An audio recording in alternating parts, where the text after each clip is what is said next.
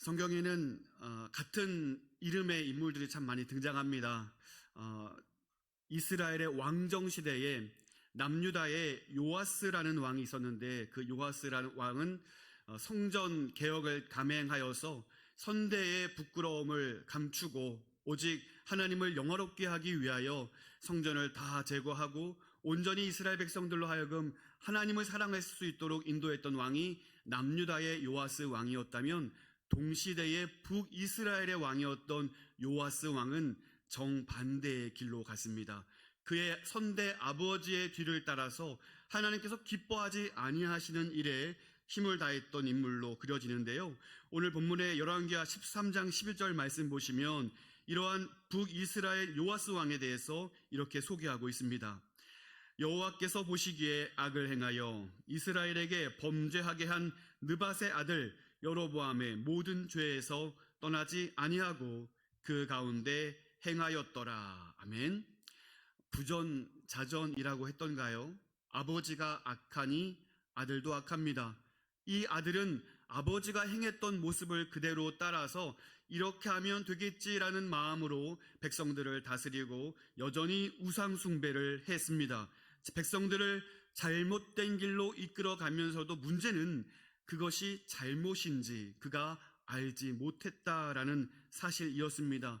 역사의 교훈을 그가 잊어버린 거예요. 특별히 사사시대를 우리가 떠올려 보면 하나님의 백성들이 하나님을 섬기는 것이 아니라 여러 이방 왕들을 섬기고 우상 숭배하는 것으로 말미암아 하나님이 여러 민족을 인생 채찍 삼아서 그들에게 벌을 주었던 것처럼, 사실 이 북이스라엘의 요아스의 시대에도 똑같은 어려움이 있었다라는 거예요. 추수할 때만 되면 모압의 도적대가 출몰하여서 어렵게 일군 추수를 다 빼앗아 갔다라는 것입니다. 틈만 나면 이 요아스 왕 때부터 시작되었던 그 선대의 여호아하스 왕부터 시작되었던 아람 군대가 출몰하여서 북이스라엘 백성들을 힘겹게 만들었다는 사실입니다. 이와 같은 어려움을 겪으면서 요아스 왕은 뭔가 지금 잘못되었다라는 생각을 할 수 있었겠습니다. 한다고 하는데, 백성들을 위해서 내가 무엇인가를 하고 있다고 생각을 하는데 계속해서 두들겨 맞고 계속해서 약탈을 당하고 계속해서 침략당하는 이러한 일상들 가운데 그는 뭔가 지금 잘못되었다라는 생각을 할 수 있었다라는 것입니다. 지금 요아스에게는 그 어느 때보다 변화와 회복이 필요한 시점이었다는 사실을 그가 생각할 수 있었다는 것이죠. 사랑하는 성도 여러분, 여러분에게도 변화와 회복이 필요하진 않으십니까? 아무런 문제도 없고 염려도 없는 것처럼 보이지만 여전히 마음 한켠에 공허한 문제로 무기력하게 지내고 계시지는 않으십니까? 바쁘게 열심히 사는 것 같지만 계속되는 삶의 무게로 짓눌려 계시며 가슴을 치며 답답함으로 하나님의 도우심만을 바라고 계시진 않으십니까? 우리 안에 머물러 있어야 할 예수 그리스도의 평강이 문제와 염려와 근심으로 말미암아 사라져버려 그렇게 가슴을 치고 계시진 않은지 우리가 생각해 보아야 할 것입니다. 만일 우리의 삶이 그와 같다면 우리 역시 변화와 회복이 필요한 시점이다 라는 사실입니다. 오늘 말씀을 통해 변화의 삶으로 회복의 삶으로 나아갈 수 있는 귀한 은혜가 오늘 우리 모두에게 있게 되기를 간절히 소원합니다. 오늘 말씀을 통해서 변화의 삶으로 나아가길 원하는 이 요아스의 왕의 모습을 살펴보기를 원하는데, 첫 번째로 변화의 삶을 위하여, 회복의 삶을 위하여 하나님을 인정해야 한다라는 것을 우리에게 일러줍니다. 우리 14절 말씀을 보시기 바랍니다. 엘리사가 죽을 병이 들매 이스라엘의 왕 요아스가 그에게로 내려와 자기의 얼굴을 눈물에 흘리며 이르되 내 아버지여 내 아버지여 이스라엘의 병거와 마병이여 하매. 이 구절에서 성경 기자는 요아스 왕을 일컬어 이스라엘 왕이라고 선제적으로 지칭하고 있습니다.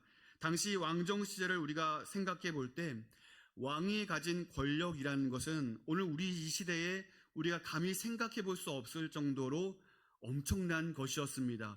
그의 말이 곧 법이었고 그가 원하는 대로 모든 국정의 업무를 다스릴 수 있는 권력에 있어서는 최정점에 서 있는 것이 바로 왕의 신분이었다라는 거예요. 오늘 성경 기자는 이 요아스가 이스라엘의 왕이었다라고 선언하고 있습니다. 그런 그가 지금 선지자 엘리사에게로 내려가고 있습니다. 엘리사가 왕성하게 건강하게 활동할 때에는 거들떠보지도 않았으면서 지금 이 엘리사가 병들어서 죽게 되었다라는 소식을 듣고 그제서야 그 힘이 빠진 선지자에게 내려가는 모습을 본문은 일러주고 있습니다. 왜 그랬을까요? 왜 이 엘리사가 힘이 있었을 때에는 찾지 아니하더니 지금 이제서야 요아스 왕은 그 힘이 빠진 엘리사에게로 나아가고 있을까? 우리는 생각해 볼 수 있어야 되겠습니다.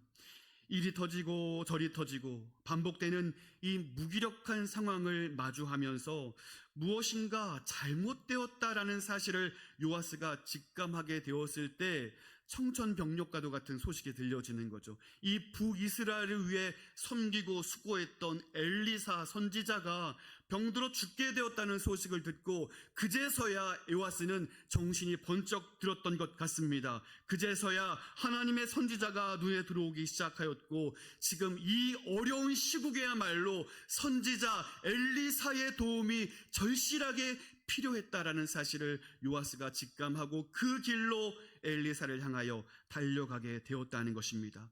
달려가는 기간 동안 요아스 왕은 번쩍 생각이 들기를 이 북이스라엘을 위해서 필요한 것은 많은 군사를 모으는 일보다 힘센 동맹국을 얻는 것보다 이스라엘의 왕이신 하나님을 찾는 것이 진정으로 필요하구나라는 생각을 그가 하게 되었고 하나님의 선지자 엘리사를 향하여 나아가게 되었다라는 것입니다. 여러분, 그가 이스라엘의 왕이었을 때에는 그는 결코 성공할 수 없었다라는 사실입니다. 그러나 이스라엘의 왕을 요아스, 자기 자신이 아닌 오직 하나님만을 이스라엘의 왕으로 인정하여 드렸을 때에 하나님을 통하여 이 이스라엘을 도와주실 하나님의 영광을 그는 바라볼 수 있었다라는 것입니다. 그렇습니다. 우리의 인생의 유일한 왕이 오직 상왕이신 하나님을 인정하여 하나님께 의탁하고 하나님을 인정할 때야만 우리의 참된 변화의 시작이 될 수 있다라는 사실을 우리는 기억해야 한다는 것입니다. 여러분, 신앙생활을 처음 시작하면서 우리는 점점 겸손하지 못한 우리의 모습을 시간이 점점 흘러가면서 발견하게 됩니다. 처음 예수님을 믿고 뜨겁게 신앙생활 할 때에는 두려움이 없었던 것 같아요. 걱정이 없었던 것 같습니다. 내 마음에 들지 않는 사람을 만난다 할지라도 하나님의 충만한 사랑이 내게 있으니 그 사람에게 손 내밀어 줄 수 있는 여유가 생겼던 것이죠. 아무리 어려운 일이 만난다 할지라도 하나님의 도우심을 내가 믿어 의심치 않기 때문에 하나님이 이 어려운 문제도 극복하게 해주실 거야라는 믿음을 가지고 하나님을 찾고 구하던 그때가 있었다라는 것입니다. 그래서 하나님의 도우심을 내가 믿으니 하나님의 도우심 때문에 내가 웃을 수 있고 하나님의 구원하심 때문에 내가 절망의 상황 가운데도 소망을 꿈꿀 수 있었던 그 기쁨의 날들이 우리의 신앙의 초반에 누려졌다라는 사실입니다.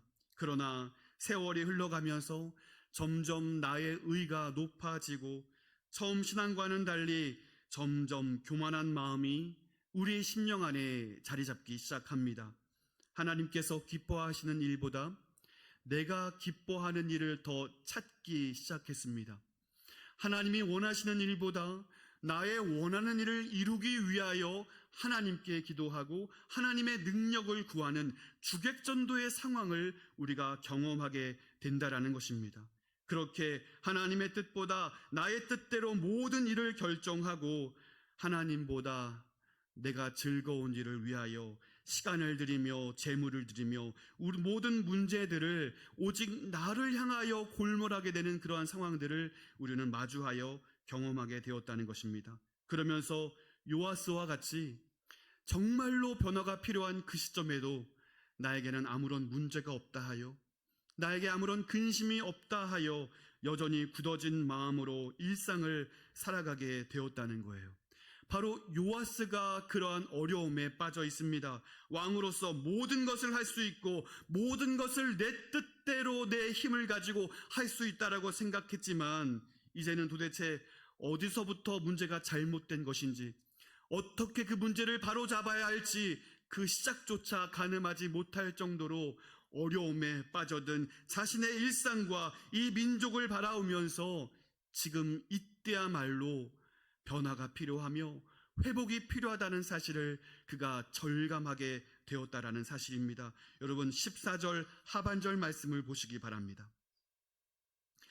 자기의 얼굴에 눈물을 흘리며 이르되 내 아버지여 내 아버지여 이스라엘의 병거와 마병이여 하매, 교만하여 하나님을 찾지도 않고 구하지도 않던 이 요아스 왕이 눈물을 흘리면서 하나님 아버지를 찾고 있습니다. 하나님 아버지의 종이었던 선지자 엘리사에게 나아가 눈물을 흘리며 간구하고 있을 때 이것은 하나님을 향한 회개의 모습으로 우리는 이해할 수 있다라는 것입니다. 자신의 모든 교만을 내려놓고 엘리사 앞에 나아가 하나님 앞에 눈물을 흘리며 나의 하나님이여 나의 병거와 마병이야 라고 하면서 오직 우리의 힘과 유일한 능력은 하나님 한 분이십니다라는 회개로 그가 나아가고 있는 것입니다.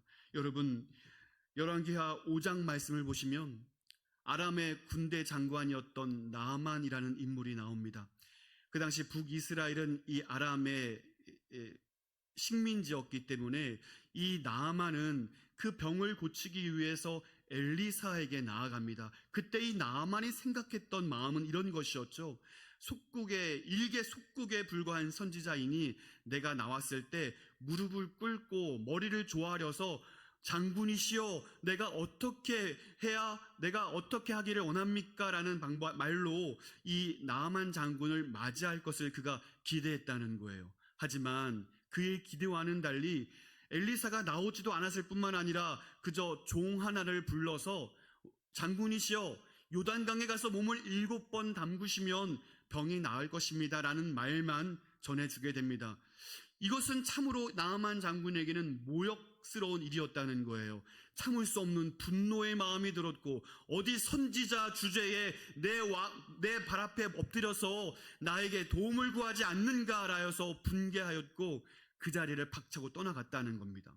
그러나 그 장군을 아끼고 사랑했던 종들이 설득합니다. 장군이시여 병이 낫기를 원하지 않습니까? 그저 한번 그 명령 따라서 한번 해보시면 어떻습니까? 간구하였을 때 비록 분노의 마음이 들었지만 정말 마음에 들지 않았지만 나아만 장군이 요단강에 가서 그 명령대로 7번 몸에 담궜을 때 그의 몸이 깨끗하게 나았던 것을 성경은 말씀하고 있습니다. 만일 나아만이 자기 생각대로 되지 않음에 분노하여서 그 명령에 순종하지 않았다면 어땠을까요?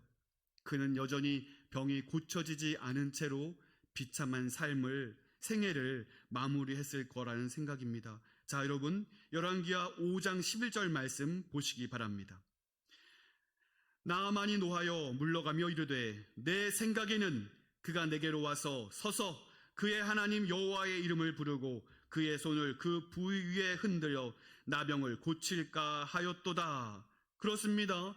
내 생각이 나를 변화하지 못하게 만든다는 거예요. 내 생각이 나의 계획이 변화로 나아가지 못하게 발목을 붙잡는다는 것입니다. 내 철저한 생각과 내 계획이 옳다 여겨서 누군가가 말씀하는 것, 특별히 하나님의 말씀이 들려짐에도 불구하고 내 생각은 틀리지 않았어라는 생각이 변화로 회복으로 나아가는데 분명한 방해를 주고 있었다라는 사실입니다. 여러분 변화를 원하신다면, 회복을 원하신다면 나의 생각과 나의 계획을 겸손히 하나님 앞에 내려놓을 수 있게 되기를 간절히 소원합니다. 내 손에 힘이 있다 하여서 내 삶은 내가 통제할 수 있다 생각하여서 하나님 말씀을 외면하고 내 뜻대로 내 고집대로 생각하며 나아갈 때 그 삶에는, 그 생애에는 어떠한 회복도 없고 어떠한 변화도 없다라는 사실을 오늘 나아만은 우리에게 분명히 보여주고 있고, 요아스는 이 변화의 시점에서 눈물을 흘리며 회개하는 것으로 그 변화의 서막을 시작하고 있었다라는 사실을 우리는 기억할 수 있어야 되겠습니다. 이스라엘의 왕으로서 요아스가 이 나아만처럼 분노하여 하나님을 떠나갔다면 어쩌면 요아스 역시 그의 인생의 마지막이 비참한 결말이 되었지 않을까 우리는 생각할 수 있다는 거예요. 하지만 요아스는 그렇게 하지 않았습니다. 교만한 마음을 내려놓고 비록 엘리사가 병들어 죽게 되었다 할지라도 그는 하나님을 향한 믿음을 가지고 눈물을 흘리며 자복하여 회개하는 모습을 보여주고 있습니다. 사랑하는 성도 여러분, 오늘 우리에게 필요한 것은 우리 인생의 주인은 내가 아니요 우리의 유일한 상왕이신 하나님만이 우리의 왕이심을 인정할 수 있는 저와 여러분 될 수 있기를 간절히 소원합니다. 여러분의 인생의 왕좌에서 내려오셔서 오직 예수 그리스도만을 그 왕좌에 모셔드리고 오늘 우리는 그분의 통치에 따라, 그분의 명령에 따라 순종함으로 놀라운 변화를 경험할 수 있는 저와 여러분들 될 수 있기를 주님의 이름으로 축원드립니다.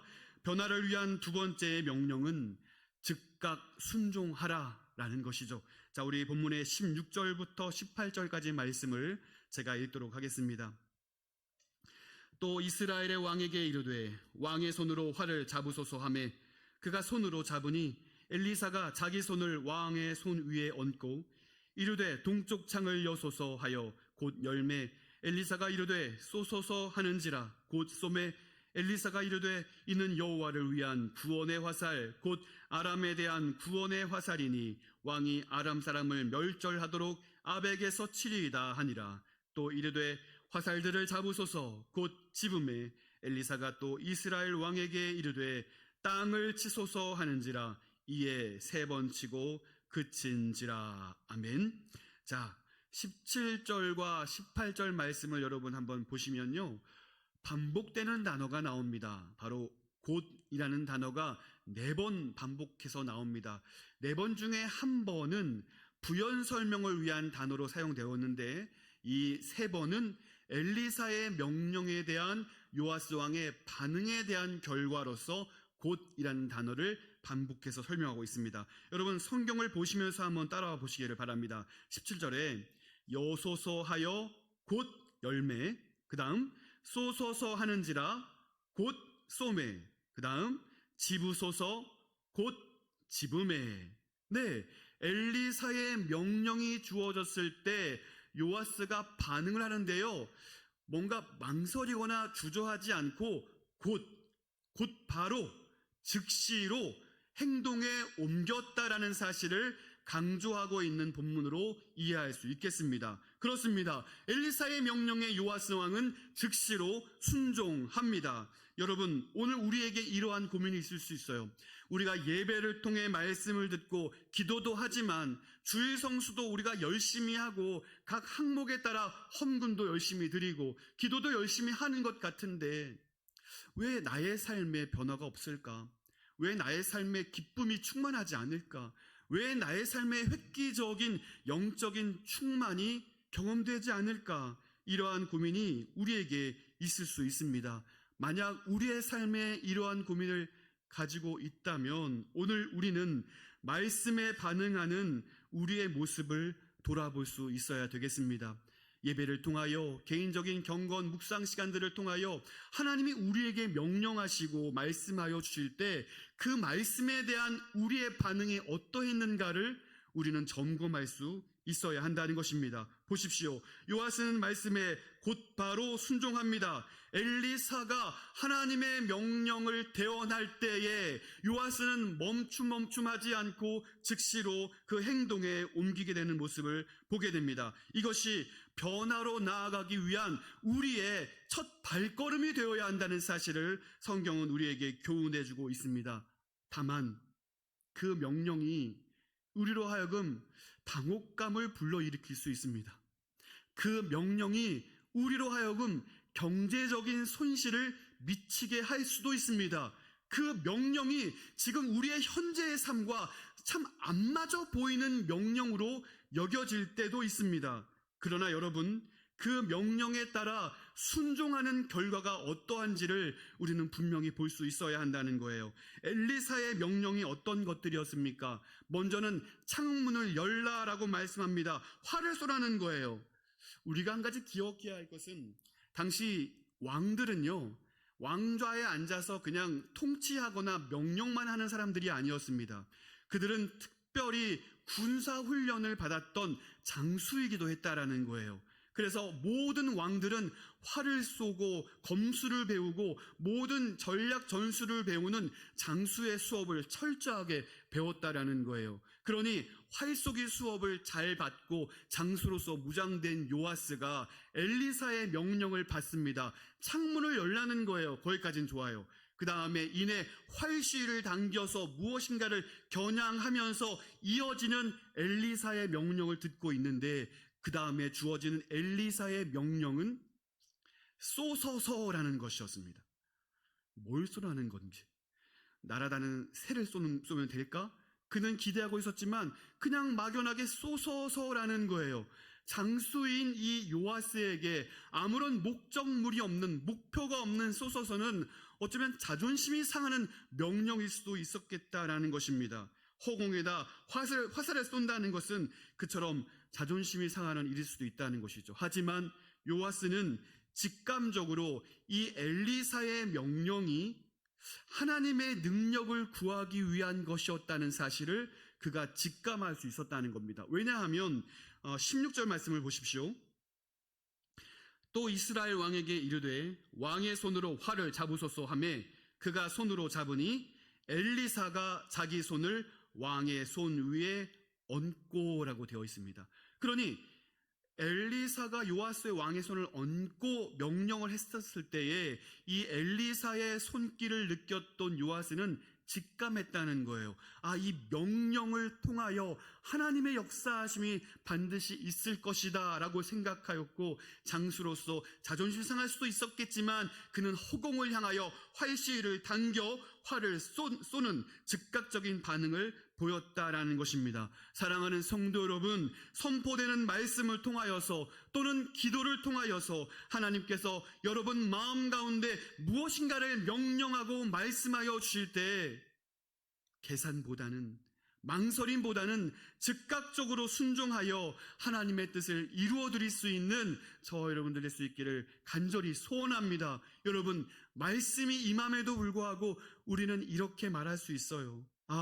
올해는 다른 계획이 있는데, 이번 달에는 바쁜 일이 있는데, 지금 우리의 상황과 어울러져서 그것을 할 수 없는 우리의 핑계와 우리의 변명이 우리 모두에게 분명히 있었을 거라는 사실입니다. 어쩌면 요아스도 그랬지 않았을까요?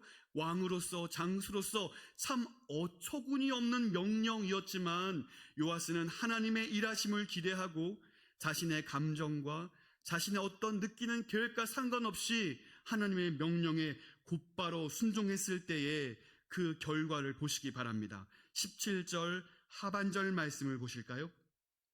곧 쏘매 엘리사가 이르되 이는 여호와를 위한 구원의 화살, 곧 아람에 대한 구원의 화살이니 왕이 아람 사람을 멸절하도록 아벡에서 치리이다 하니라. 아멘. 우리의 상식으로는 너무나 쓸모없어 보이는 그 행동이 내 계산에 의하면 시간 낭비였을 뿐인 그 명령에 대한 순종이 이스라엘을 위한 구원의 살이 되어서 돌아오게 될 것이다 라고 말씀하고 있는 것입니다. 그동안의 숱한 군사력으로도 그 아람 군대를 꺾을 수 없었지만 이 너무나 허무맹랑해 보이는 명령에 대한 순종으로 말미암아 그 아람의 군대를 멸절할 수 있는 하나님의 구원이 임하게 된다라는 사실을 그가 붙잡게 되었다라는 사실입니다. 그리고 이 말씀은 실제적으로 성취가 되죠. 25절 말씀 보시기 바랍니다. 여호아스의 아들 요아스가 하사알의 아들 벤하닷의 손에서 성읍을 다시 빼앗으니 이 성읍들은 자기 부친 여호아스가 전쟁 중에 빼앗겼던 것이라. 아멘. 여러분, 베나닷이 누구냐면 아람 왕의 이름입니다. 그의 선대부터 빼앗겼던 성읍을 이 요아스 왕 때에 되찾게 되었다라고 말씀하고 있습니다. 요아스가 힘을 얻어 아람과의 전투에서 승리하여 아버지 때 빼앗겼던 그 성읍을 모두 되찾게 되므로 하나님의 구원을 경험할 수 있게 되었다는 것이죠. 사랑하는 성도 여러분, 즉시로 순종하는 일, 우리의 생각과 우리의 계획에 따르면 손해가 있고 그것이 참 안 될 것처럼 보인다 할지라도 하나님의 명령에 순종하여 하나님의 놀라운 구원을 경험할 수 있는 저와 여러분 될 수 있기를 또한 간절히 소원합니다. 여러분, 이 말씀을 기억하시고 미루지 마십시오. 하나님께서 우리에게 말씀하신 것, 지금까지 미루어두고 있던 하나님의 뜻이 있었다면 오늘 말씀에 순종하고, 지금 어렵다 할지라도, 지금 상황에서는 참 불가능한 것처럼 보인다 할지라도 오늘 주의 말씀에 순종하여 하나님의 뜻을 이루어 드릴 수 있는 저와 여러분 되기를 바랍니다. 마지막으로 세 번째, 변화의 삶을 위한 명령은 믿음의 지경을 넓혀라 라고 말씀하십니다. 오늘 본문의 18절과 19절 말씀 보도록 하겠습니다. 또 이르되 화살들을 집으소서. 곧 집음에 엘리사가 또 이스라엘 왕에게 이르되 땅을 치소서 하는지라. 이에 세 번 치고 그친지라. 하나님의 사람이 노하여 이르되 왕이 대여섯 번 칠 것이니이다. 그리하였더면 왕이 아람을 진멸하기까지 쳤으리이다. 그런즉 이제는 왕이 아람을 세 번만 치리이다 하니라. 아멘. 자, 이번에도 요아스 왕의 입장에서는 참 엉뚱한 명령이 주어집니다. 차라리 목표물은 없다 할지라도 창밖을 향하여, 그 허공을 향하여 활을 쏘는 게 낫지, 그 화살을 붙잡고 땅바닥에 치라는 명령은 참 이거 왕으로서 더 좀 어색해 보이고 이상해 보이는 명령입니다. 그래서 화살을 곧바로 잡긴 잡았어요.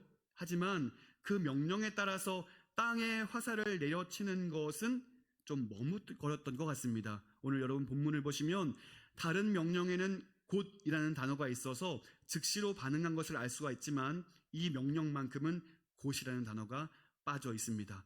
그러니 어물쩡거렸던 것 같아요. 내가 이것까지 해야 되나? 하면서 어쩔 수 없이 화살을 땅바닥에 치긴 치는데 세 번 칩니다. 여러분, 이 세 번이라는 것은 이 동양이나 서양이나 모든 지역에서 최소한의 예의 아닙니까? 우리가 무엇인가를 이렇게 요청할 때 한 번만 물어보고 말면 큰 실례잖아요.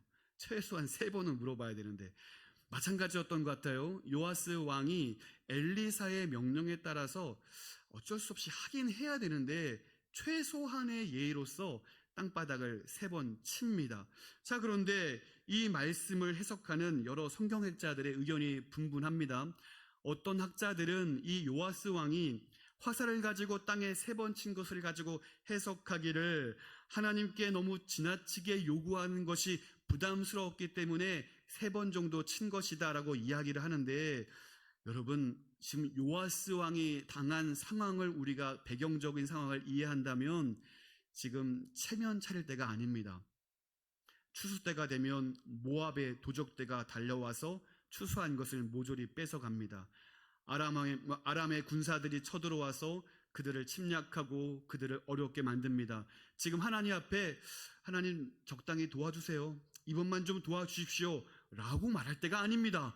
요아스는 하나님께 간절히 매달리면서 우리를 구원해 내 주십시오라고 간절히 간구해야 될 상황이었다는 것입니다. 그러니 선지자 엘리사는 그러한 어물쩡거렸던 요아스를 향하여서 이렇게 책망합니다. 19절입니다.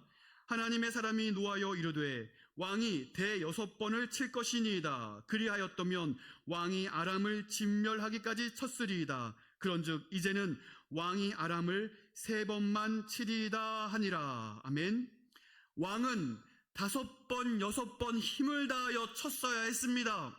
그랬다면 아람을 진멸하기까지 쳤을 것입니다 라고 엘리사는 요아스를 책망하고 있습니다.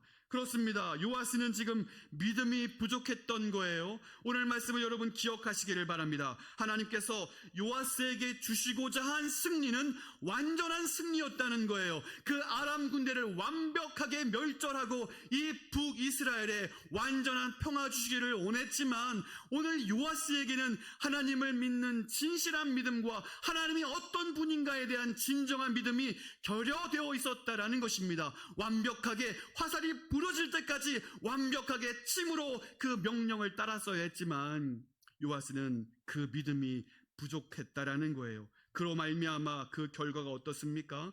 25절 하반절을 보시기 바랍니다.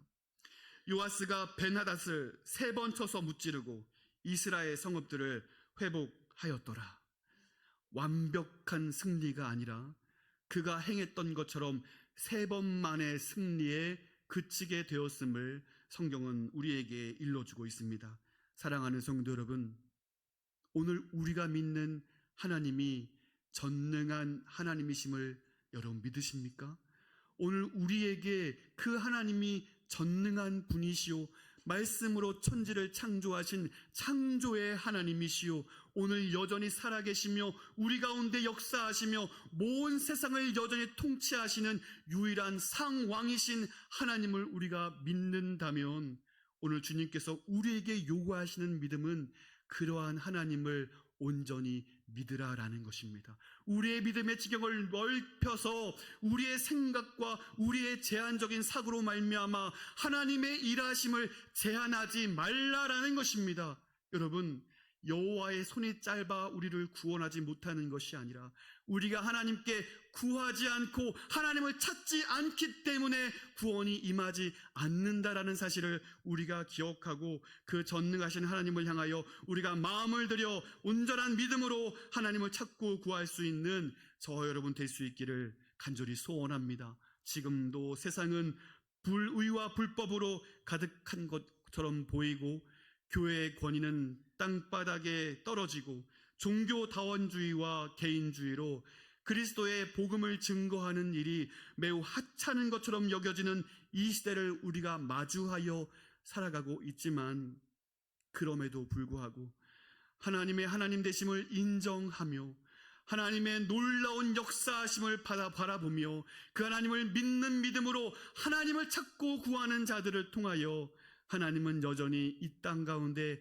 하나님의 나라를 오게 하신다는 사실을 여러분 기억하시고 오늘 요아스와 같이 우리의 믿음의 짧음으로 말미암아 하나님의 완전한 구원을 우리가 경험하지 못하게 되는 것이 아니라 돌이켜 믿음의 사람들이 되어서 하나님께서 우리에게 베풀고자 하시는 그 충만한 은혜를, 완벽한 승리와 완벽한 구원을 날마다 경험하며 살 수 있는 저와 여러분 될 수 있기를 간절히 소원합니다. 여러분 보십시오.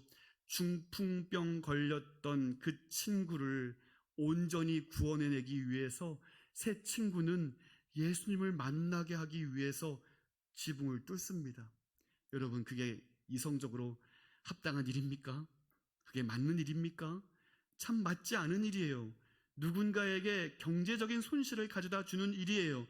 설령 그 지붕 밑에 있는 사람들이 다치기라도 하면 어떻겠습니까? 하지만 이 새 친구의 마음은 딱 한 가지에 있습니다. 중풍병인 이 친구가 낫게 되는 일, 그 예수께서 이 친구를 반드시 낫게 해주신 믿음을 가지고 그 일을 멈춤없이 진행했다는 거예요. 바디메오라는 사람은 예수님을 만나기 위해 소리를 칩니다. 예수를 만나기 위해 더 큰 소리를 칩니다. 그럴 때마다 많은 사람들이 소리 지르지 마라, 잠잠하라, 조용히 하라 이야기하지만 이 바디메오는 멈추지 않고 예수님께 소리를 지릅니다. 왜냐하면 예수께서 나의 병을 낫게 해주실 것을 믿었기 때문입니다.